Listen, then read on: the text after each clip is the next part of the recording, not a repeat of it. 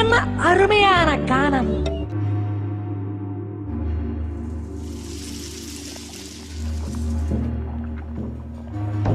This is the story of how my village survived Ebola. Bats brought the tiny Ebola germs. Too small to see. So small, yet so dangerous. Without realizing, Grandfather rubbed a little blood in his eye.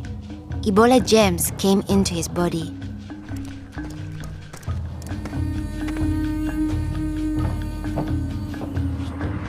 Days went by. Then Grandfather got a terrible fever and weakness. We thought it was malaria, but he was soon much worse. He had vomiting and diarrhea. His fever got even higher. I ran to get the nurse. But Grandfather had already died. I was heartbroken.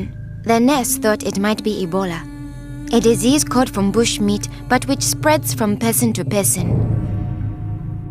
Others in our region had already died of this new disease. Unless we understood the disease and followed their rules, it could spread further and kill many more people.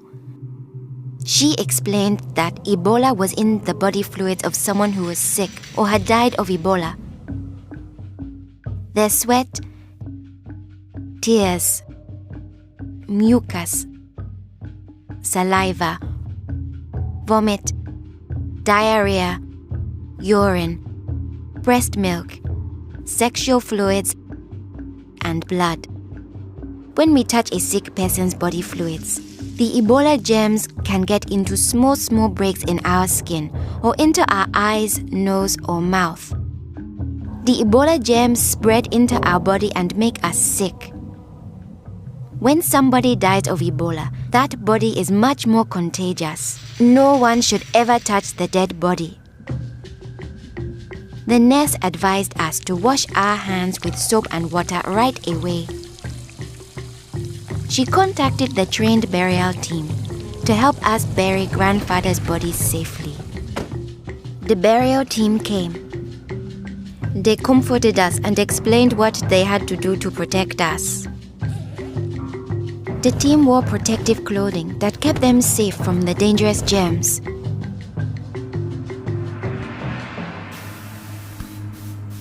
They sprayed Grandfather's room and his body with chlorine to destroy the Ebola germs.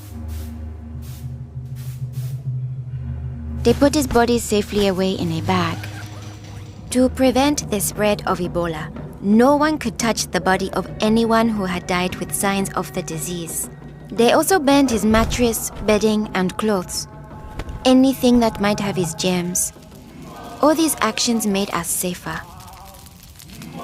It was too great a risk to follow all our traditions, but we still honored Grandfather in the time of Ebola.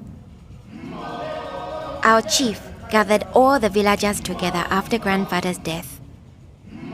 He explained that it's natural for us to fear Ebola, but if we trust in our health workers and follow their rules, we could stop the disease. The nurse explains to us, when a person has symptoms such as fever, don't touch them. Get them to the treatment center right away. They will have the best chance of surviving and they won't spread Ebola. She advised us to wash our hands with soap and water many times a day. The whole village agreed to follow these rules. Since we all had close contact with Grandfather, we were at risk of getting Ebola. We had to stay home. A health worker visited us every day to see whether we had fever or signs of sickness. We would show signs within 21 days if we had Ebola.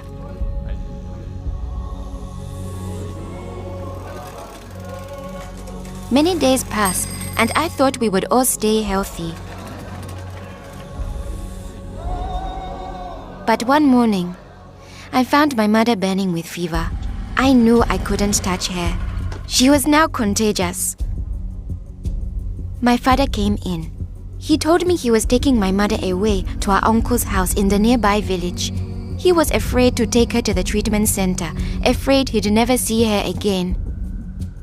I knew I had to stop them. I was young, but I stood up to both of them. I told them if this could be Ebola, she must go to the treatment center right away.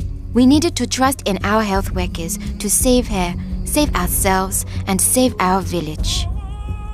I saw in their faces that they understood. Running away would only lead to more death and suffering. My mother tested positive for Ebola. They found her a bed. At first, the health workers looked scary, but I knew they wore the suits to protect themselves. And inside, there were normal people like the nurse. They took good care of my mother. They gave her fluids, medicine, and food, and helped her body stay strong to fight Ebola. I missed my mother very much, but I could still talk to her on the phone. Sadly, some people in my village didn't survive, but my mother got better day by day. Soon, we were able to see her from a safe distance. One day, the nurse announced that my mother would live. Now we were safe to hug and kiss her. It was a day to celebrate. Our village followed the rules. We trusted our health workers, brought our sick for care right away, called for the safe burial team when one of our people died, and we always wash our hands with soap and water.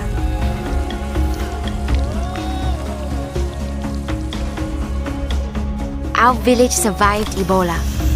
Yours can too.